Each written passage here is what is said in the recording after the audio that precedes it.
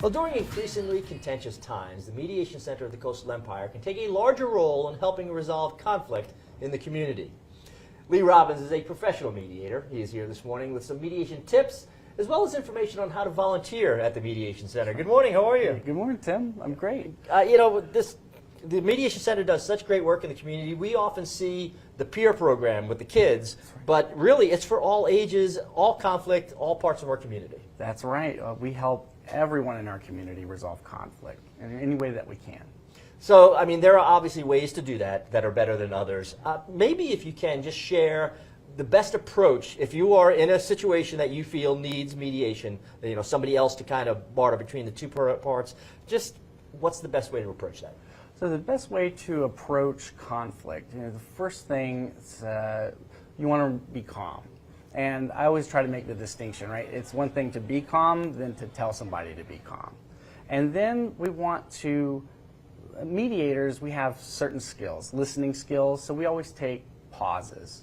The more we take pauses, the more we can reflect on what it is that we're doing, and we pay closer attention to somebody else and what they're doing, what they're saying.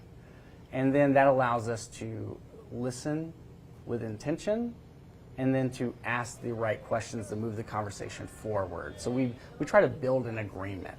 We try to help individuals in ways in which they can be future focused for a solution. We're seeing some video here now of the student program that I referenced, but the other one was an event that the Mediation Center presented in the park a couple years ago, just getting people together to have conversations. Is that a big part of mediation? Oh, absolutely. Mediation is about bringing everybody together. I mean, you can't have positive change if there's conflict. So the way we view it is that conflict is a positive thing. Right. Who can and who does seek out help from really an impartial party to kind of hear both sides and then say, this is how you should resolve this, folks?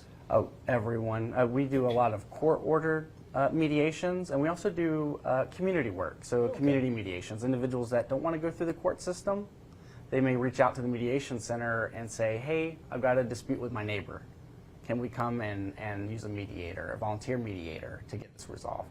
It's not really a case of who's right, who's wrong. It's more kind of finding compromise. Is that accurate? That's a very great description. It's all about compromise, individuals working together to make sure both their needs are being met.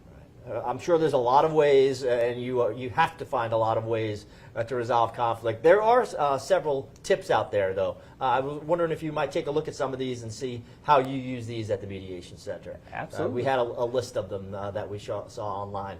The first one is decision makers must be present. Obviously, if you want both parties to abide by your ruling or decision or advice, they have to be there for it. That's right. Yeah. So decision makers got to be present, and I think this is an important thing too. Mediators, we don't tell individuals what to do. Right. We facilitated a conversation. The individuals are actually coming up with their own solutions, and so to build a deal really takes the input of both individuals at that time. Fantastic. One of these other ones is be patient. I mean, that seems to be pretty basic, but something that people have to hear when they sit down for one of these sessions. That's Mediation 101, Calming Distress 101. Individuals, we have to remain calm and be patient with one another. Fantastic. Are you frequently always looking for mediators at the Mediation Center? Absolutely. In our jurisdiction, we utilize volunteer mediators for court-ordered cases and for community cases. And so for individuals who are interested in volunteering, we have our website.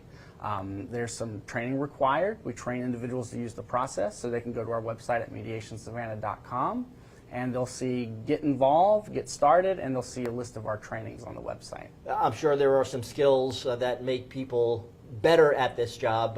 What would those be?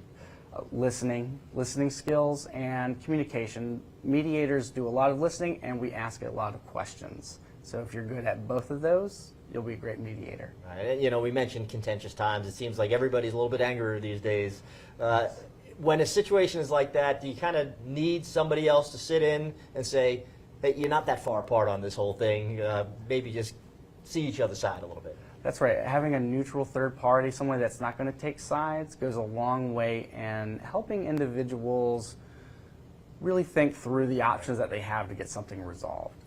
Fantastic. Well, you can do that at the Mediation Center of the Coastal Empire. Lee is one of the professional mediators there, but you have a lot of volunteers and solving a lot of problems in our community, and we certainly appreciate that. Maybe you. Yeah, absolutely. Lee, thanks for being here. Really appreciate it. Thank you, Tim. Well, still to come, summer is approaching, and so are the higher temperatures that you can